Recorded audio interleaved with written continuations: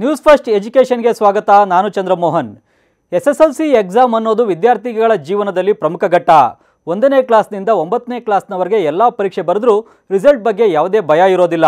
ಆದರೆ SSLC ಪರೀಕ್ಷೆ ಅಂದರೆ ಮಾತ್ರ ಭಾರಿ ಭಯ.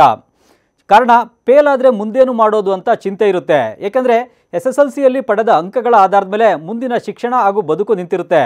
ಈ ಒಂದು ಪರೀಕ್ಷೆ ಮೇಲೆ ನಾವು ಯಾವ ಕಾಲೇಜಿಗೆ ಸೇರಬೇಕು, ಯಾವ ಕೋರ್ಸ್ಗೆ ಸೀಟ್ ಸಿಗುತ್ತೆ ಅನ್ನೋದು ಗೊತ್ತಾಗುತ್ತೆ.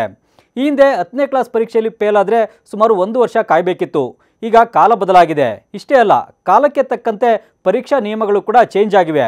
ಈಗಾಗಲೇ Karnataka school examination and assessment board ಅಂದರೆ ಕರ್ನಾಟಕ ಶಾಲಾ ಪರೀಕ್ಷೆ ಮತ್ತು ಮೌಲ್ಯ ನಿರ್ಣಯ ಮಂಡಳಿ ವಿದ್ಯಾರ್ಥಿ ಸ್ನೇಹಿ ವ್ಯವಸ್ಥೆಯನ್ನು ಜಾರಿ ಮಾಡಿದ್ದು ಎಲ್ಲರಿಗೂ ಗೊತ್ತೇ ಇದೆ. ಈಗಾಗಲೇ 10ನೇ ಕ್ಲಾಸ್ ರಿಸಲ್ಟ್ ಬಂದಾಗಿದೆ.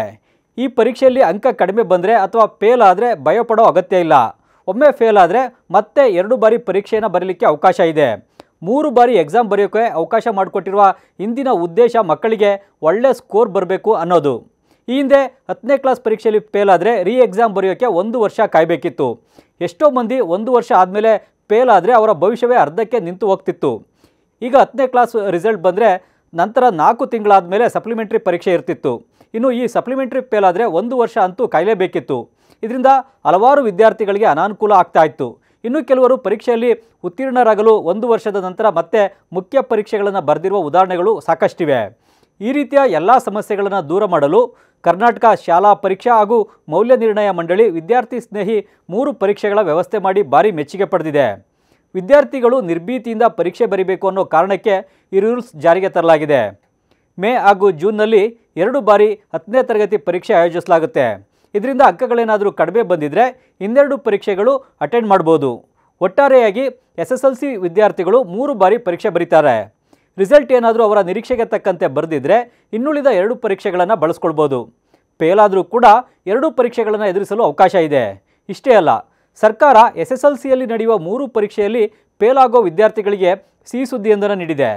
ಸರ್ಕಾರ ನೀಡಿದ ಸಿಹಿ ಸುದ್ದಿ ಏನು ಅಂತ ನೋಡೋದಾದರೆ, SSLCಯಲ್ಲಿ ಫೇಲಾದ ವಿದ್ಯಾರ್ಥಿಗಳು ಇಚ್ಛೆ ಪಟ್ಟರೆ ಎಲ್ಲ ಮಕ್ಕಳಂತೆ ಶಾಲೆಗೆ ಹೋಗಿ ಕಲಿಯಬಹುದು. ಇದೇ ವರ್ಷದಿಂದ ವಿದ್ಯಾರ್ಥಿಗಳು ಈ ಅವಕಾಶವನ್ನು ಸದುಪಯೋಗ ಮಾಡಿಕೊಳ್ಬೋದು ಅಂತ ಸರ್ಕಾರ ಹೇಳಿದೆ. ಇನ್ನು ಸರ್ಕಾರ ಹೊಸ ರೂಲ್ಸ್ ಏನು ಅಂತ ನೋಡೋದಾದರೆ, SSLCಯಲ್ಲಿ ನಡೆಯುವ 3 ಪರೀಕ್ಷೆಯಲ್ಲಿ ಫೇಲ್ ಆಗೋ ವಿದ್ಯಾರ್ಥಿ ಮತ್ತೆ ಶಾಲೆಗೆ ಹೋಗಿ ಕಲಿಬೋದು. ಸರ್ಕಾರಿ ಶಾಲೆಯಲ್ಲಿ ಮಾತ್ರ ಈ ಅವಕಾಶ ಸಿಗಲಿದೆ. ಮತ್ತೆ ಓದೋಕ್ಕೆ ಇಷ್ಟಪಡುವ ವಿದ್ಯಾರ್ಥಿ ಶಾಲೆಗೆ ಹೋಗಿ ಮಾಹಿತಿ ಕೊಟ್ಟು ಮರು ದಾಖಲಾತಿ ಆಗಬೇಕು. ಸ್ಕೂಲ್ನಲ್ಲಿ ಸಾಮಾನ್ಯ ವಿದ್ಯಾರ್ಥಿಯಂತೆ ದಾಖಲಾಗಬೇಕು. ಎಲ್ಲ ವಿದ್ಯಾರ್ಥಿಗಳಿಗೆ ಸಿಗುವ ಸವಲತ್ತುಗಳನ್ನು ಮತ್ತೆ ದಾಖಲಾತಿ ಆಗುವ ವಿದ್ಯಾರ್ಥಿಗೆ ಕೊಡಲಾಗುತ್ತೆ. ಬೇರೆ ಮಕ್ಕಳಂತೆ ತರಗತಿಯಲ್ಲಿ ಕೂತು ಪಾಠ ಕೇಳ್ಬೋದು. ಪ್ರತಿ ವರ್ಷ ಕನಿಷ್ಠ 1 ಲಕ್ಷ ವಿದ್ಯಾರ್ಥಿಗಳು ಶಿಕ್ಷಣವನ್ನು ಮೊಟಕುಗೊಳಿಸ್ತಾರೆ. ವಿದ್ಯಾರ್ಥಿಗಳು ಶಿಕ್ಷಣದಿಂದ ವಂಚಿತರಾಗಬಾರ್ದು ಅಂತ ಈ ವಿಶೇಷ ಸೌಲಭ್ಯ ನೀಡಲಾಗಿದೆ.